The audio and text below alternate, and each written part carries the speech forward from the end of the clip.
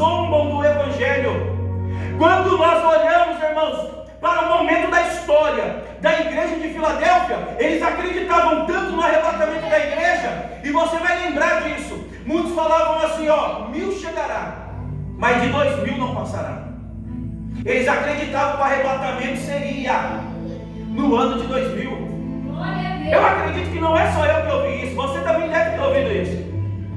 Os crentes acreditavam tanto nisso, irmãos, que eles não faziam plano para depois de 2000.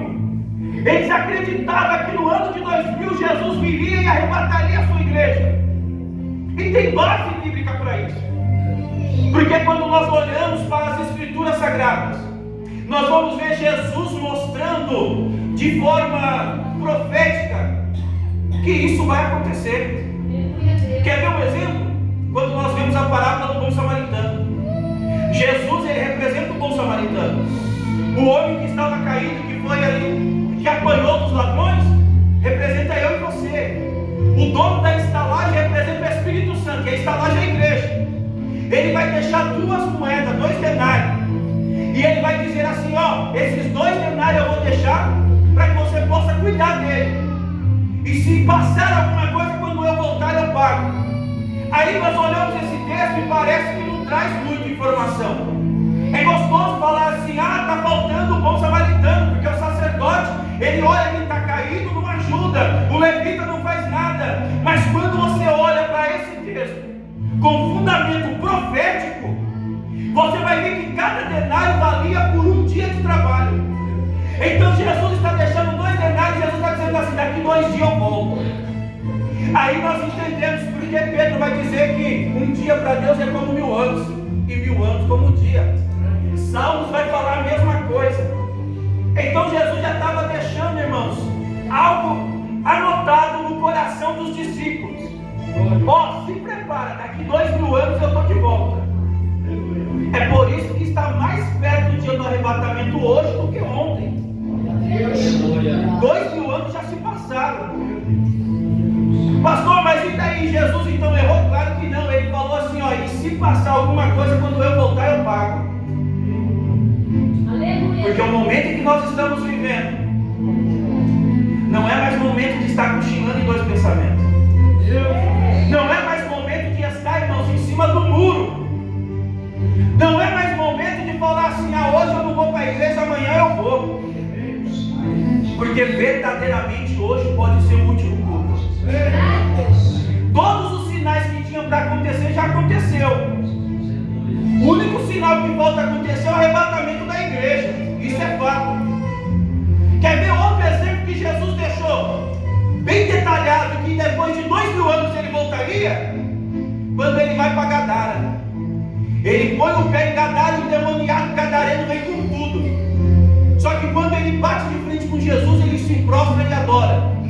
E ele vai dizer assim, Filho do Deus vivo, o que temos nós contigo? Porque veio antes do tempo nos atormentar. Primeira coisa que nós aprendemos, o demônio sabe que os dias deles estão contados. E que em breve Jesus virá e vai colocar um fim nessa bagunça que ele tem feito com a humanidade. Aí Jesus vai entender, irmãos, que aquele ambiente estava propício para ensinar para os discípulos a se preparar, porque Jesus está voltando, que o arrebatamento da igreja ia acontecer. Aí eles começam a entender algo profundo. Aí Jesus vai falar para aqueles demônios, vai mandar ele ficar mudo, os demônios vão ficar mudos. Só que antes disso eles vão falar assim, não nos lance no abismo. Irmão, basta olhar para o texto sagrado e olhar com os olhos daquele, como que posso dizer, um olho clínico, procurando as pérolas que estão no meio do texto, que você vai achar. Os demônios falaram assim, não nos lance no abismo. Eles já estavam dizendo assim, eu sei que um dia o Senhor vai me lançar no abismo. Eu sei que esse dia já está marcado, mas esse dia ainda não é agora. Então não nos lance no abismo hoje. E eles vão pedir para entrar nos porcos. E Jesus vai deixar eles entrar nos porcos. Detalhe, a Bíblia é específica. Havia 2000 porcos. E naquele homem havia uma legião. Mais de 5000 demônios. porcos, porque a mensagem ali que Jesus queria que a igreja percebesse é os 2000, porque em breve, quando completar 2000 anos, Jesus iria voltar, e a prova é tão forte e é profética que os porcos vão cair no penhasco. Há uma mensagem, irmãos, há uma mensagem nas entrelinhas que é o seguinte: depois de 2000 anos, Jesus iria lançar os demônios no abismo. Essa é a mensagem que estava ali, mas ninguém percebeu. Só que a igreja primitiva cria. A igreja primitiva tinha uma fé que isso ia acontecer. E quando nós vemos o período da igreja de Filadélfia, eles acreditavam. Então eles começaram a viver como se Jesus ia voltar. Só que uma coisa eles se esqueceram: precisava completar o período da Laodiceia. E o período da Laodiceia é da igreja que nós vivemos hoje, que os crentes não são nem quente e nem frio. Os crentes que não se importam com o testemunho, os crentes que falam mal da liderança, os crentes que zombam do nosso Senhor e Salvador Jesus Cristo, os mesmos que dizem que servem a Jesus, passam um ventinho de nada, já está negando o Jesus que ele servia. É o período da Laodiceia, quando nós achamos que o que nós conquistamos com os nossos braços, com a força do nosso braço. Quando nós batemos no peito e falamos assim: já somos ricos, somos fartos de tudo, não precisamos de mais nada. Só que detalhe: o período da Laodiceia, duas igrejas andariam juntas, a igreja de Filadélfia e a igreja de Laodiceia. Porque quando alguém perguntar para você, a igreja vai passar pela tribulação, você pode falar: vai, a igreja de Laodiceia. Mas a igreja de Filadélfia será arrebatada. E quem é a igreja de Filadélfia? Eu e você, aqueles que são fiéis e verdadeiros. É por isso, irmãos, que Jesus vai dizer assim: ó, eis que eu coloquei uma porta aberta, e ninguém pode fechar essa porta. Irmãos, se eu for olhar para esse texto e eu for pregar esse texto de forma textual ou expositiva, de forma alguma eu posso falar que essa porta aberta é porta de emprego. Eu não posso falar que é porta de casa, de carro. Não, é porta de salvação, é porta da palavra. É Jesus dizendo assim: ó, eu coloquei uma porta aberta, vocês vão pregar a minha palavra e almas serão arrebatadas para o meu reino. Pastor, mas é errado pregar que isso daí é porta aberta? Claro que não. É só você entender de forma temática. De forma temática pode ser porta abertas. Só que detalhe: quando nós olhamos de forma textual e expositiva, eu entendo um princípio bíblico que me dá mais vontade ainda de adorar esse Jesus. Porque Jesus disse assim: ó, buscar em primeiro lugar o reino de Deus e a sua justiça, porque as demais coisas o Senhor acrescentará. Então Deus está falando assim para a igreja: igreja, eu vou abrir uma porta, e essa porta ninguém pode fechar. Mas essa porta não é de bens materiais, é a porta da evangelização, é a porta da pregação, é a porta do sacrifício, é a porta do propósito. Mas detalhe: eu não vou deixar ninguém na mão. Enquanto vocês vão fazendo a obra para mim, eu vou acrescentando o que você precisa. Eu abro a porta de emprego, eu te dou carro, eu te dou casa. Mas o primeiro que nós precisamos fazer é pregar a palavra de Deus.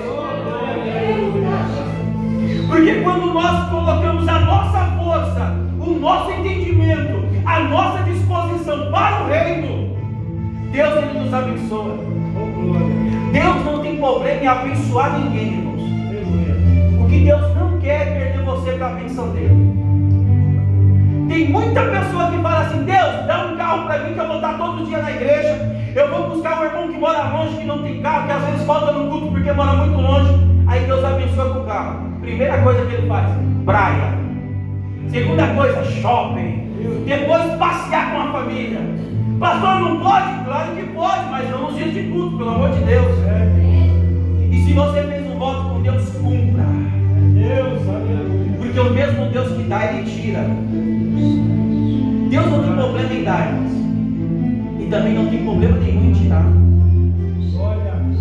Ele dá, se você souber honrar a ele, Ele vai confiar mais coisas para você. Eu aprendi que Deus, irmãos, Ele tem um monte de segredo para falar para a igreja. Só que, assim como eu e você é Deus, a gente confia os nossos segredos a qualquer pessoa? É claro que não. Levando em consideração que todo o nosso melhor amigo também tem um melhor amigo.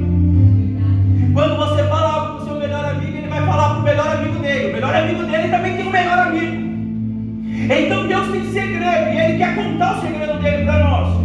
Mas Ele só vai contar o segredo dele para nós, para aqueles que confiam no Senhor. É por isso que o princípio da sabedoria é o temor ao Senhor. Teme ao Senhor e você vai ser sábio.